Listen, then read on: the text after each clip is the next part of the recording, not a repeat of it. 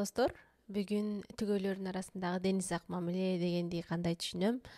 Өзүмдүн жеке жашоомду, жеке тажрыйбамды анализдеп көрүп, анан жазып койгон дениз ак мамиленин негизги 9 принципи мен үчүн эмне? Ошону силерге чечмелеп айтып берем. Мен жаңы чыккан жөнөкөйлүк жаңы замандагы сулуулук деген китебимде ушул принциптерди дагы жазып койгом. Күндөлүк катары, эскерүү катары жазгам. Анан ошонун ичинен бирден азыр окуп берем. Дениз ак мамиленин 9 белгиси. Биринчи. Бири-бириңе толук ишенесиң. Ар кимден кызганып беймаза кылбайсың. Түгөйүңдүн жеке чегерасын сыйлайсың. Түгөйүңдүн сага чейинки жеке жашоосун кабыл алып, эркин талкуулай аласың. Менимче биздин менталитетте, биздин каада салт деген сыяктуу мындай эркек бир аз басымдуураак кылган коомдордо мындай кызганыч сезимин мындай бир аз башкачараак кабылдап түшүнүшөт экен да. Ушул темада кээде кызганыч деген эмне, кандай учурда кызганасыңар деген сыяктуу күнделиктер жазып калганымда, көпчүлүк өзгөчө жигиттер мага бул кызгануу табигый сезим, эркек аялын сөзсүз түрдө кызганып туруш керек деген сыяктуу жоопторду мага аябай көп айтат да. Анан дагы биздин коомдо сүйсө кызганат, анан сүйсө урат деген сыяктуу мындай бир түшүнүктөр калыптанып калган го. Ошол нерселердин баардыгы биздин дениз ак мамиле курганга аракет кылганыбызда мындай түгөйлөрдүн ортосунда мындай чоң конфликттердин пайда болушуна алып келет окшойт деп ойлоп калдым да. Себеби мен аркасынан көп изилдеп окуп көргөнүмдө өзүнө ишенбеген адам кызганат экен да. Анан эгер түгөйлөр мамиле куруп баштаганда, кыз жигит болуп баштагандан баштап эле экөө бири-бирин кызганып баштай турган болсо, андан кийин үй бүлө кургандан кийин, эгер бул маселенин үстүнөн түгөйлөр иштебесе, өзгөчө түгөйлөр эмес, ар бир адам өзү мен эмне үчүн түгөйүмдү кызганып жатам?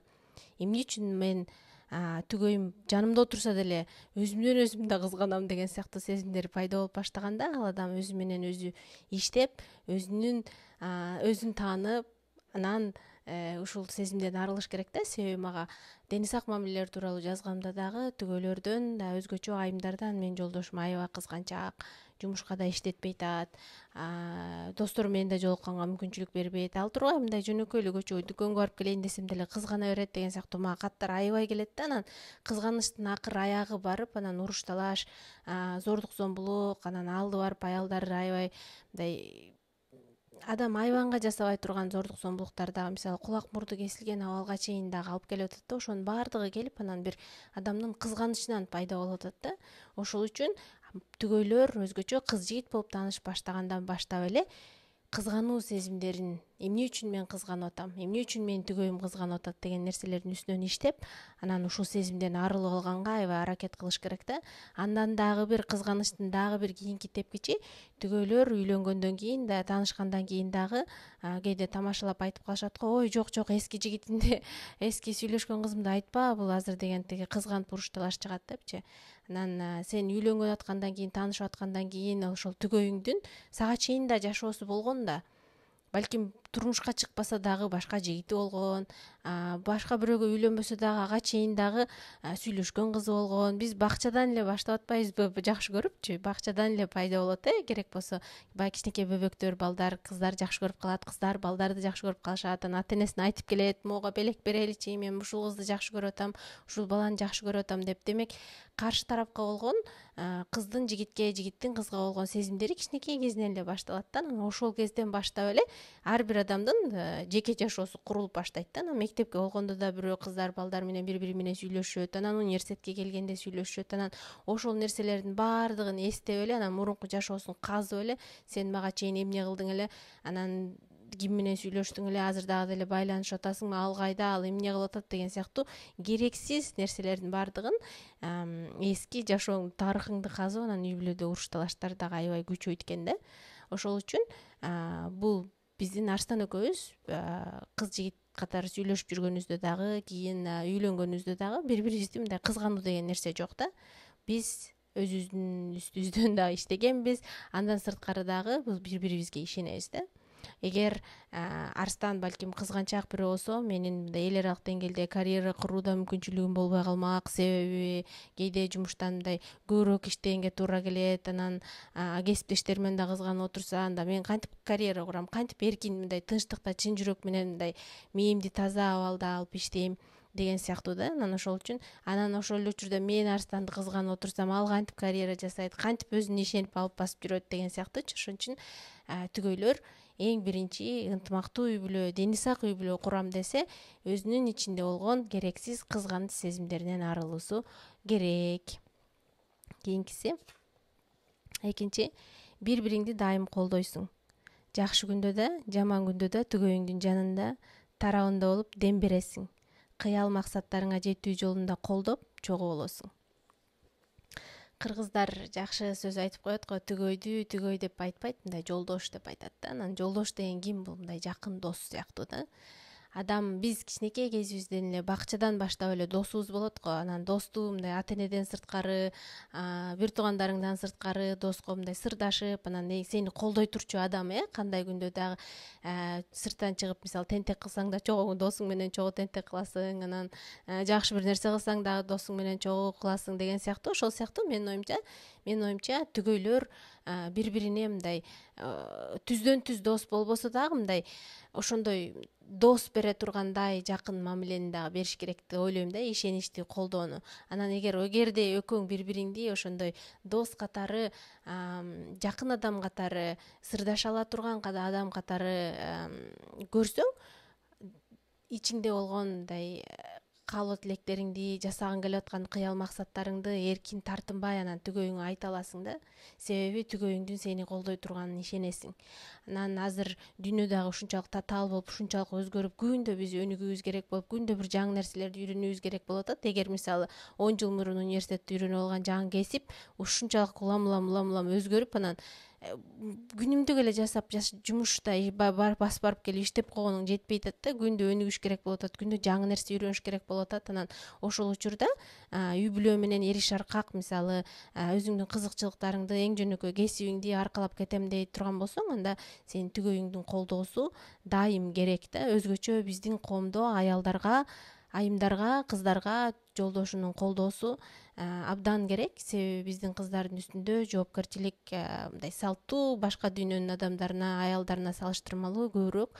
Кайын журт менен болгон мамиле, ал жерде келин өзүнө жактырганга аракет кылып, дагы кошумча жүктөр бар.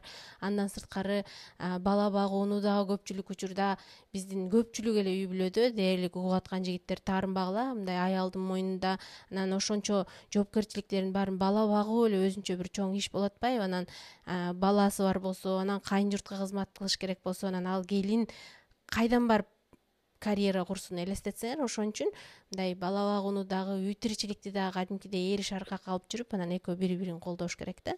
Анан колдогондо анан чогуу үй бүлө мындай күчтүү өсө алат да. Анан сени колдоп атса түгөйүң албетте жибип жакшы мамиле кыласың, эркеп улам сүйүп турасың. Ошол нерселердин баары колдоо. Бул экөөңдү, бири-бириңди өзгөчө оор күндөрдө көбүрөөк убакыт бөлүш керек болгон нерселерде бири-бириңе колдоп берүү, бул абдан маанилүү нерсе. Анан ошол эле учурда бул жолдошун да колдогон дегендик нерсеге жатат. Үчүнчү, экөөң бири-бириңе тең жолдошсуң, партнерсуң. Бул аял же эркек деп басынтпайсың. Негизги маселелерге чогуу кеңешип, чечим кабыл аласың. Ушул принцип мага аябай жагат. Себеби мен Instagram баракчамды алып барып баштагандан бери мындай үй бүлөдөгү аял эркектин ортосундагы ролу, бул аял же бул эркек деп бөлбөй, мындай кадимкидей тең салмактуу жолдош, экөөнүн тең ою угулган, экөөнүн тең ою бааланган, анан бир нерсеге чечим кабыл алаарда аялдын да, эркектин да экөөнүн тең ою эске алынган үй бүлөлөр, дени сак мамиле кура турган үй бүлөлөр анан бактылуу болот, ынтымактуу болот деген сыяктуу ойлорумду айтканда, мага аябай көп ойлор келет да, пикирлер келет. Анан ошондо айтат, аялдын орду бул, эркектин орду бул, аял дайым эркекке баш ийип туруш керек деген сыяктуу мындай өзүнүн мындай жеке эго проблемаларын мага аябай көп айтып келишет да. Анан үй бүлөдө бирөөнү бирөө баш ийдиргенге аракет кылып аткан жерде биз эми жаныбар эмеспиз да, биз адамбыз. Ар бир адам өзүн сыйлайт, өзүн жакшы көрөт, анан баш ийүүсүн каалабайт да. Акыры 1 жыл баш ийдиресиң, 2 жыл баш ийдиресиң, 3 жыл баш ийдиресиң, анан бир күнү чыгат да, мен эмнеге кечке эле ушундай болуп атат депчи. Анан анысыңары үй бүлөдө аял дагы эркек дагы мен аялмын, сен эркексиң, менин ордум бул, сенин ордуң бул дебей, азыр заманбап өзгөрдү, баягыдай эмеспиз, эркектер көчөдө тиги жаасын көтөрүп алып кийик атып келе аткан жери жок. Анан баары эле кадимкидей эле көпчүлүк учурда азыр мындай эркектер деле аялдар деле окшош эле жумуштарда иштеп калышты. Ошон үчүн мындай тең салмактуулукту кармап, анан бул аялдын орду бул, эркектин орду бул деп бөлүштүрбөй, экөө бири бирин мындай адам катары сыйлап, жолдош катары сыйлап, мындай тең салмактуу мамиле куруш керек да. Ушул нерсе абдан ден сак мамиле кургусу келген. Азыркы заманда заманбап жакшынакай үй бүлө куруп ынтымакта жашайм, үй бүлөм бекем болсун, балдарыма жакшынакай үлгү болом деген түгөйлөр үчүн бул принцип абдан маанилүү. 4. Бири-бириңди шартсыз жакшы көрөсүң. Өзүңө ыңгайлаштырып өзгөрткөнгө аракет кылбайсың. Мүнөзүн эле эмес, түгөйүңдүн келбетин да шартсыз кабыл аласың. Ушул принциптин дагы бир жерин өзгөчөлөп айтып кетейин. Шартсыз кабыл аласың дегенде, түгөйүңдүн шартсыз кабыл аласың дегенде, өзүңө ыңгайлаштырып өзгөрткөнгө аракет кылбайсың да. Адамдын табигатын кабыл алганга аракет кыласың. Баары бир ашык болуп атканда мындай табигатын сен ансыз деле мындай сүйүүнү, мен мындай азыр барып көчөдөн автобустан көрүп эле бирөөнү сүйүп каласың деген нерсеге ишенбейм да. Сен өзүңдүн белгилүү бир сага жага турган мындай критерийлериң болот. Анан ошол критерийлериңдин көпчүлүгүнө жооп берген кишини, адамды анан жактырып кадимкидей ошо ашык болосуң да. Ошо адам аябай өзүмчүл болот, өзүн жакшы көрөт, анан өзүнүн ошондой талаптарына, критерийлерине жооп берип аткан адамды жолуктурганда, анан ошол адамды жактырат да. Анын сыңары, анан сен өзүңдүн тандооңду ошондой жакшынакай жакшы көрүп, шартсыз кабыл алып, ашык болуп алгандан кийин, анан өзүңдүн турмуш кереги пендечилик кылып, анан ал адамды өзгөрткөнгө аракет кылбайсың да. Ушул абдан маанилүү.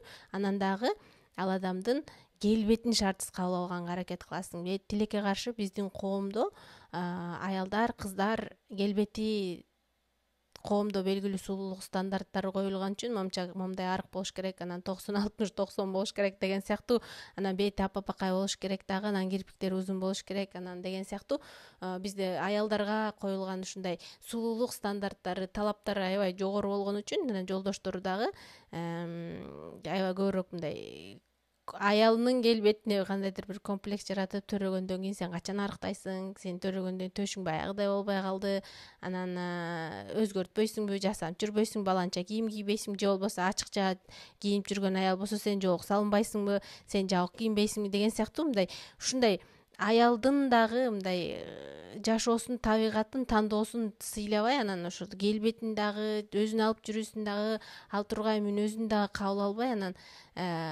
ошо конфликттер ошондон башталат да. Сен ал түгөйдү тандадыңбы, мен түбөлүккө чогуу жашаганга макулмун деп жакшынакай ант берип, экөөң бири-бириңди жакшы көрүп үйлөнгөндөн кийин, анан ошол кабыл алганга аракет кылыш керек. Анан бул жерге бир кыстырма, адамдын кээ бир мүнөзү, мисалы таарынчактык,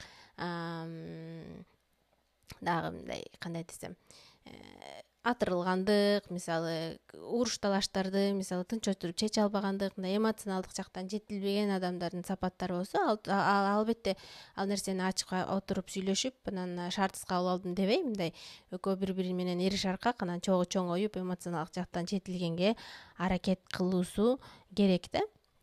Ошол үчүн мындай түгөйүңдүн дагы ушундай сени колдоп, мындай өзүңдү таануу жолунда азыр баарыбыз эле өзүбүздү тааныганга аракет кылып, мындай аң сезимдүү адам болгонго аракет кылып атпайбызбы? Анан ошол учурда өзүңдүн кемчиликтериңди көргөндө огош бетер чукуп ошол жерди баса белгилеп, сен ушундай турбайсыңбы дебей, колдоп, ал адамдын ошо эмоционалдык жактан жетилип алуу жолунда дагы мындай бир аз жөлөк болуп коюш керек да. Андан сырткары абдан сонун нерсе, келбет, эгер түгөйүңүздүн келбетин ушунчалык шартсыз кандай болсо ошол боюнча жакшы көрүп турсаңыз, ал адамдын түгөйүңүздүн өзүн таануудагы, өзүн кабыл алуудагы жолунда ушунчалык сонун жеңилдик берген болосуз. Себеби эгер сени жакшы көрүп, чогуу жашап, ашык болуп, өмүрүңдү мындан ары бирге өткөзөм деген адамың сенин келбетиңди шартсыз кабыл ала турган болсо, ишенесиңер ушул ушунчалык сонун жеңилдик берет. Мисалы менин мурун бийик така кийип, күндө жасанып, боенуп, күндө аракет кылып келбетим менен комплекстерим болгон болсо, Арстан менен таанышкандан кийин жолдошум менин табигый келбетимди аябай жактырды да. Мисалы мен боенбой жүргөн абалымды жактырды. Сен өзүң эле жакшынакай экенсиң деп. Мисалы Арстан менен таанышкандан кийин бир канча айдан кийин эле мисалы чачымды боебой калдым, себеби мен өзүмдүн чачымдын өңүн жактырды деген сыяктуучу. Анын сыңары эгер түгөйүңүздүн келбетин шартсыз кабыл алганга аракет кылсаңыз, ансыз деле ошол келбетин жакшы көрүп үйлөндүңүз да, ошондон кийин кандай болсо ошол боюнча кабыл алганга аракет кылсаңыз, анан түгөйүңүздүн өзүн таануудагы жолунда ушунчалык сонун жеңилдик берген болосуз. Себеби адам өзүнүн денесинин ичинде өзүн орусча айткандай комфортно сезсе, анан жан дүйнөсүн таанып, жан дүйнөсүн кабыл алганга аракет кылганда аябай оңой болот. 5. Оюңду, каалооңду, көңүл өйгөн маселени ачык, эркин, тынч отуруп сүйлөшө аласың. Менимче денис ак мамиле кургусу келген ар бир үй бүлөгө, ар бир түгөйгө бул абдан маанилүү нерсе. Эгерде бир нерсе жакпай атабы, ошону мындай 2-3 күн таарынып, айтпай коюп, анан башкача белги берип, анан ушуну капталдан сезип билсе жакшы болмок деген сыяктуу барып анан курбу кызыңа айтып, же болбосо барып дос балаңа барып айтып, анан же туугандарыңа сөзсүз барып энесине айтып, жеңесине айтып, анан негизги асыл проблеманы көйгөйдү эки адам жөнөкөй эле чай үстүндө отуруп чечип койчу нерсени мындай кичинекей кумурсканы пил кылып ийгет да, биздин менталитетте, биздин коомдо. Мисалы мага деле айымдар келип жазышат, жолдошум менен мамилем ушундай болуп атат, анан ушул нерсе боюнча мага жакпай атат деп. Анан мен айтам да, жолдошуңуз менен отуруп сүйлөшүп көрдүңүзбү депчи ушул темада.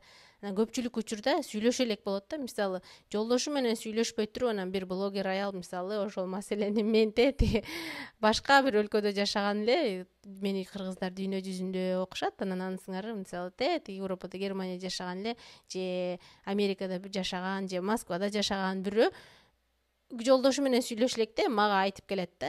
Ошол үчүн ар бир үй бүлөдө түгөйлөр бир маселе жакпай атабы, бир көйгөй болдубу, ошону тынч отуруп сүйлөшүп эле, ошол эки киши эле бетме бет эле айтышып, эч кимге мындай үй бүлөнүн сырларын, үй бүлөнүн ичиндеги конфликттерди ар кимге жая электен мурун экөө жакшынакай отуруп эле чечип алса болот да. Анан конфликттерди чечүүдө, жакпаган нерселерди айтууда эки адам ошону туура айтканды дагы үйрөнүш керек да. Себеби жемелеп, сенин энең мындай, сенин атаң мындай, анан сен ушундай кылгансың, сен дайыма эле мен айтсам кыйкырасың, эшикти жаап чыгып кетесиң, сен баары бир укпайсың деп жемелеп, андан сырткары дагы бизде ушул нерсени баса белгилеп айтып коеюн, күйөөлөр аялын аябай жаман сөздөр менен айтып да урушуп салган күндөр болот экен да. Анан ал бир чапкандан да катуу тиет, ишенге эле катуу сөз айтсачы, анан унута албай да кыйналасың. Ошол үчүн мындай маселе болдубу, мындай чоң адамдарда кел ушундай чай коюп алып, отуруп алып ичип алып, анан чай үстүндө жакшынакай балдар уктагандан кийин тынч отуруп сүйлөшөбүз, бири-бирибизди жемелебейбиз, бири-бирибиздин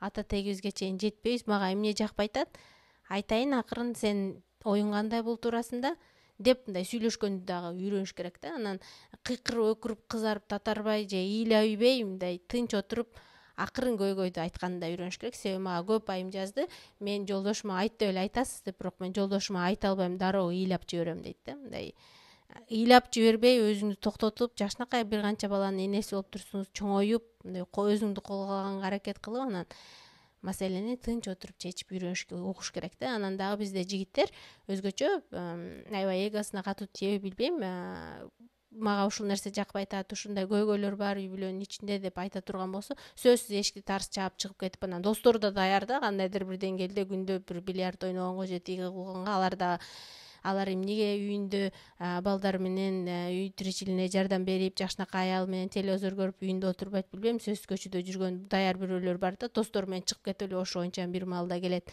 айтайын десем эле укпайт деген каттар мага аябай көп келет да. Ошол үчүн атайын такыр күндө бул нерсени күндө проблеманы сүйлөшкүлө деп айткан жерим жок. Атайын белгилүү бир күн белгилеп алып, анан жумасына бир жолу бир ыңгайын таап, анан 1-2 саат чогуу отуруп сүйлөшүш керек да. Негизи жанагы үй бүлөлөр мындай конфликт болуп аткан, мындай уруш талаш болуп аткан үй бүлөлөрдө көпчүлүк учурда терапевтке, психологко барып калган учурунда мындай тапшырмаларды берет экен да. Мен көп психологдордун китептерин окуп атам. Анан ошолордун тапшырмаларынын ичинде мындай жумасына 1,5 саат чогуу убакыт өткөзгүлө, сүйлөшкүлө, көйгөйлөрдү сүйлөшкүлө тынч отуруп деп айтат экен да. Анын сыңары бул көпчүлүк үй бүлөгө жардам берүүчү нерсе. Биздин Арстан экөөбүзгө да аябай жардам берет. Менин кыялым чатак, бир нерсени мындай дароо кыйкырып өкүрүп айткан адатым бар болчу, бирок кийинчерээк өзгөчө биз балалуу болобуз, аң сезимдүү кишилерден болобуз деп аракет кылып баштагандан бери мен мисалы көйгөйлөрдү эгер жакпай аткан бир нерсе болсо мындай тынч отуруп Арстанга жакшынакай жумушта мисалы бир көйгөйдү кесиптештериме кантип айта турган болсом, ошондой сыяктуу абалда айтканга аракет кылып, анан биз мындай кыйкырышып өкүрүшүп урушпайбыз да. Ошол үчүн кийинкиси 6-чысы чогуу сонун убакыт өткөзөсүң. Чогуу кылган ар бир нерседен рахат аласың, бири-бириңдин тамашасына чын жүрөктөн күлөсүң. Түгөйлөрдүн өзгөчө үйлөнгөндөн кийин мамилесине сөзсүз романтика керек деп мен дайыма айтам. Романтика деген эмне? Сөзсүз түрдө 101 же 1001 роза алып келип, анан бир канча катка чыгарып, анан өзгөчө бир жерге чакырып, салюттарды аттырып деген нерсе эмес. Романтиканы мен мындай жөнөкөй таттуу токош жасап алып, кечинде баланы уктатып коюп, кечке сүйлөшүп отурсак, же бир чогуу кино көрсөк, күндүз бир маал мисалы түшкү тынууга чыкканда жарым саат көчөгө чыгып басып келсек деп, мындай эки кишинин жөн эле мындай дүйнөдөн алыстап, баладан алыстап, жөн эле түгөй катары, аял эркек, аялы күйөөсү катары чогуу убакыт өткөзгөнүн мен романтика деп билем да. Анан ошондой убакыт өткөзгөнгө түгөйлөр өзгөчө балалуу болгондон кийин маани бергени абдан маанилүү. Себеби бул нерсе мамилени андан арыда сактап калат. Мындай абадагы сүйүү деп коебуз го, мындай ашык болуп үйлөнгөндөн кийин түгөйлөр бир канча жылдан кийин мамилем суупартат деген сыяктуу каттар да мага келет да. Сыңары ошондой мамиле суупараткан сыяктуу абалга келет да. Себеби ушундай эйфория менен үйлөнөсүң, анан жанагы абадагы сүйүү деген нерсе 1 жылга жетиши мүмкүн, 2 жылга жетиши мүмкүн. Андан кийин анан жашооң кадимки рутинага, кадимки нерсеге айланат да. Күндө кылган нерселериңде баягы эле күйөөм, баягы эле аялым деген сыяктуучу. Ошол үчүн сезимдерди улам жандандырып туруу үчүн экөө бири-бирин мындай жан дүйнөсүн эмоционалдык жактан байланып туруусу үчүн ушундай убакыттарды чогуу убакыт өткөзгөндөрү аябай маанилүү. Чогуу оюндарды ойношсо болот, мисалы үйдө жанагындай чогуу кроссворд, сканвордторду алып келип толтурушса болот. Мындай эки адам чогуу бир нерселерди кылыш керек да. Балким экөө чогуу окшош хобби таба турган болсо, чогуу мисалы ар түрдүү эми хоббилер ар кимдин кызыкчылыгы ар кандай. Мисалы Арстан экөөбүз мисалы жакын арадан бери боулинг ойноп баштадык. Мисалы жайкысын теннис ойноп келчүбүз деген сыяктуучу мындай экөөңө тең жага турган, бирок бир эле учурда чогуу убакыт өткөргөнгө мүмкүнчүлүк болгон нерселерди жасоо, анан ошол убакыттан рахат алуу бул мамилелердин чың болуусуна абдан маанилүү. Бул нерсе эки адам үчүн эле эмес, дени сак мамиле куруп, бири-бирин жакшы көрүп, чоң адамдар катары сыйлап жатканын көрүп чоңойгон бала үчүн бул абдан чоң үлгү. Себеби кийин бала ошол мамилени үлгү алып, анан өзүнүн жеке жашоосун курат. Ошол үчүн жакшынакай дени сак мамилени курууну түгөйлөр баласы үчүн да, баласынын келечеги үчүн дагы жоопкерчилик катары кабыл алганы абдан маанилүү. 7-чи, бири-бириңди кыз жигит же аял күйөөсү катары эмес эле өзүнчө адам катары да сыйлайсың. Бул нерсени бир аз жогорудагы айтып кеттим, бир аз дагы кичине эле кошумчалап коеюн. Аял эркек деп кыргыз эч качан мындай чындап айтканда бөлгөн эмес да. Кыргыз аялды дагы эркекти дагы жолдош деп айтчу. Ошол үчүн ким кандай түшүнүктө болбосун адам катары эң биринчи динине, улутуна, тилине, жынысына чейин адамдар бири-бирине адам катары сыйлаш керек да. Бул нерсе түгөйлөргө дагы абдан тиешелүү. Сен аялсың, сен эркексиң, сенин милдетиң бул, сенин милдетиң тигил, сенин ордуң бул жерде, менин ордум бул жерде деп бөлүштүрүп, териштирип, бири-бирин башкарганга аракет кылаардан мурда эки адам бири-бирин адам катары кабыл алса, ошондо мамилелери чың болот. Андан сырткары эки адам үйдө бири-бирин адам катары кабыл алып, адам катары сезимдерин, тандоолорун сыйлап, экөө бири-бирин жакшынакай жакшы көрүп, жакшы мамиледе жашап атса, ал нерсе баласы үчүн абдан чоң үлгү. Бактылуу бала үчүн, бактылуу бала чоңойтуу үчүн укмуш ушундук кабат үйлөрдө укмуш кооз машинелерге салып чоңойтуп деген нерсенин балага ал нерселердин кереги жок. Балага бактылуу ата энени көрүү керек да. Бактылуу ата эне кандай болот? Экөө тигөө бири-бирин адам катары сыйлайт. Адам катары сыйлаган адамдардын колунда чоңойгон бала дагы кийин коом үчүн коомдогу адамдарды сыйлаган, адам сыйлаган жакшынакай адам болуп чоңоет да. Ата эненин бул коомго, дүйнөгө жасай турчу эң чоң инвестициясы, Чыңгыз Айтматов айткандай, жакшынакай адамды чоңойтуп, тарбиялап, анан коомго кошуп берүү да. Ошону ар бир тигөө жоопкерчилик катары дагы билүүсү керек деп ойлойм. 8. Төгөйүң менен курган үй бүлөңдү баарынан өйдө көрөсүң. Башкалардын, өзгөчө тууган туушкандардын жаман сөзүнөн, мамилесинен коргойсуң. Үй бүлөлүк жеке чегараны сактоолору керек экенин түшүндүрөсүң. Бул нерсе биздин менин өткөндө мындай келиндердин укуктарын коргоочу адам катары бул нерсе мен үчүн абдан маанилүү. Ушул принципте 8-ге койбой 1-ге да жазсам болмок экен деп ойлоп калдым. Себеби бизде турмуш куруп үйлөнгөндөн кийин тилекке каршы келин жолдошуна эле эмес, бүтүндөй кайын журтка турмушка чыгат да. Ошол үчүн бизде өзгөчө күчүү балдарда же жалгыз балдар болуп жашаган, бар 1-2-3 муун үйдө, бир үй бүлөдө чогуу жашаган үй бүлөдө келинге адилетсиз мамиле кылып аткан учурда тилекке каршы келиндин күйөөсү бул менин аялым, жеке чегараны коргогонду билели, ата энемден мурун, менин тууган туушкандарымдан, үйдө жашаган эжемден, байкемден, бир туугандарымдан мурун ушул аялым, анан балдарым менин үй бүлөм, менин жоопкерчилигим деген нерсени түшүнүп, ошол жеке чегараны бөлүштүргөндү билсе, көп үй бүлө бактылуу болмок да.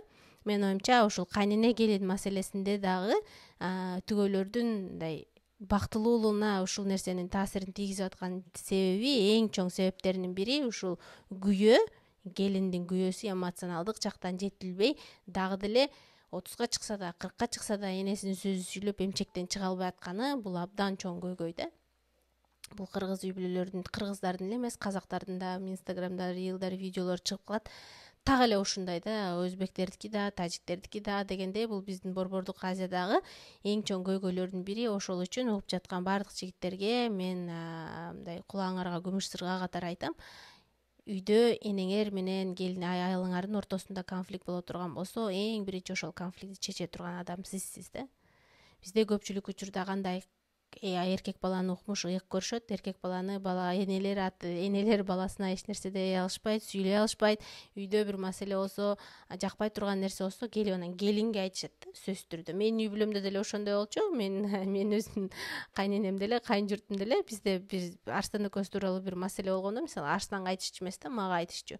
Анан бул сенин туугандарың эмне үчүн сага айтпай атат, мага айтып атат деп Арстан экөөбүз да биз жаңы үйлөнгөн жылдары аябай чоң көп конфликттерибиз болгондо, андан кийин өткөндө сүйлөшүп атсак дагы Арстан тамашалап атпайбы, мен жакынкы бир 3-4 жылда эле чоңойтуп окшойт. Эгерде мен башынан эле бул мага айткыла мындай көйгөйлөрдү Айсулууга тийишпегиле деген сыяктуу мындай жеке чегараны коргой алганды билгенимде, сенин дагы сый урматың кетип, менин ата энемдин да сый урматы кетип, ортодо конфликттер болмок эмес экен деп тамашалап калды да. Анын сыңары жигиттердин, күйөөлөрдүн чоңоюп, аялың ошол үй бүлөгө, сен аялың сага турмуш курам деп, сен менен жашайм деп келди да, бүт үй бүлөң менен эмес. Анын сыңары ошол үчүн ошол үйдө аялың макул болуп, ата энеңе жакшынакай ысык чайын берип, ошол үйдө жашайм дегенге макул болуп аткандан кийин аялыңды коргоп, жаман сөздөн, кордоолордон, адилетсиз мамилелерден, мындай кандайдыр бир деңгээлде мындай жеке чегарасын куруп бергенге, шарт түзүп бергенге милдеттүүсүңөр демекчимин. Ушул нерсени билип алсаңар, көпчүлүк үй бүлөлөрдө конфликт кадимкидей азаят. Андан кийинкиси акыркысы 9. Күнүмдүк тиричиликтин жашоонун оор экенин кабыл алып, ошол жүктү бир аз да болсо жеңилдетүү үчүн экөөң бир багытта кыймылдайсың. Бул бир аз мындай абстрактуу сыяктуу түшүнүк болуп кетет, бирок бир аз чечмелеп айтып берейин.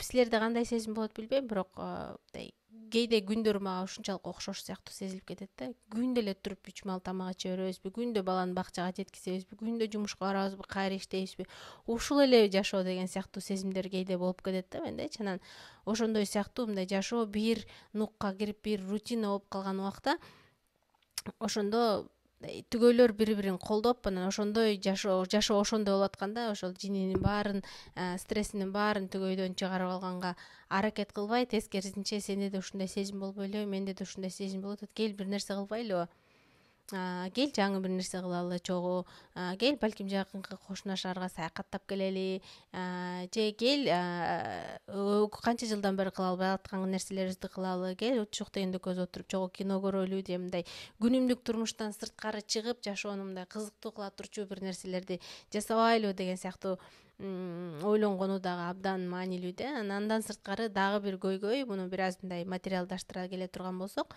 үй тиричиликтери бизде көпчүлүк учурда аялдын мойнунда да. Анан ошол аялдын жашоосу ушунчалык мындай бопбоз болуп кеткен үчүн күндө эле ошол жумуш, күндө эле кайталанган нерселер, күндө эле кайын журтка кызмат кылма, күндө эле балдарды карама деген сыяктуу баягы эркектин да жашоосу, күйөөнүн да көпчүлүк учурда бир аз башкачараак болушу мүмкүн. Жумушка барып келип, эгер аял декретте отурган болсо, үйдө иштебей турган болсо, мындай жашоо аял үчүн кадимкидей бозоруп, ушул элеби деген сыяктуу сезим пайда болуп баштайт да. Анан ошол учурда эгер өзгөчө аялыңыз, мисалы келинчегиңиз иштебей үйдө турган болсо, бала карап аткан болсо, мындай жашоосун оготор бозортпой, мындай өзгөртүп, көңүл ачтыртып, кээде мен баланы мен карап турайынчы, сен бир жака барып досторуң менен жолугуп келчи, же жакшынакай баняга түшүп келчи бүгүн барып деген сыяктуу. Сен баняга түшүп келгенге, мындай мончого түшкөнгө уруксат берип койгондо эле, уруксат эмес, шарт түзүп берип койгондо аял үчүн кандай сонун, бир күн кечке барып 3-4 саат барып курбу кыздар менен мончого түшүп эс алып келсе, ошондой сыяктуу шарттарды түзүп берип койсо, кадимкидей түгөй аял гүлдөп калат да. Ошол үчүн жашоонун ушунчалык бозоруп, тиричиликтин ушунчалык кээде мотивацияңды өлтүрүп, кадимки бири-бирине окшошкон кээде жашааңды келтирбей тургандай абалга келип калганда, түгөйүңдүн сенин колдоп, мындай жашооңо кадимкидей кандайдыр бир деңгээлде мындай жарык бергенге жакшы бир мүмкүнчүлүк да. Ошол үчүн биз мисалы Арстан экөөбүз бири-бирибизге кээде мындай жөнөкөй эле сюрприздерди кылып, жүр барып кофе ичип келбейлиби, же болбосо жүр бүгүн Алман бакчада кезде күндүз 2 саат эрте чыгып сейилдеп келбейлиби деген сыяктуу мындай жөнөкөй эле бир катамдарды жасап, анан жашообузду мындай рутинадан чыгарганга аракет кылабыз да. Ушулардын баардыгы биздин азырынча менин мындай Арстан экөөбүздүн 12 жылдык таанышуубуз, 8 жылдык үй бүлөбүздүн негизинде курулган, өзүбүздүн тажрыйбабыздан алынган принциптер. Силерде кандай принциптер, силерде кандай ден сак мамиленин белгилери болсо төмөндө жазып койгула, талкуулайлы. Биздин тажрыйбабыздагы сиздердин ден сак мамиле курууңуздарга кичине да болсо жардам берди деген үмүттөмүн. Ушул темада дагы көбүрөөк окугуңар келсе, мага белги берип койгула. Силер кызыккан теманы тартып айтып бергенге аракет кылам. Чоң рахмат баардыгыңыздарга. Ынтымактуу ден сак үй бүлө каалайм.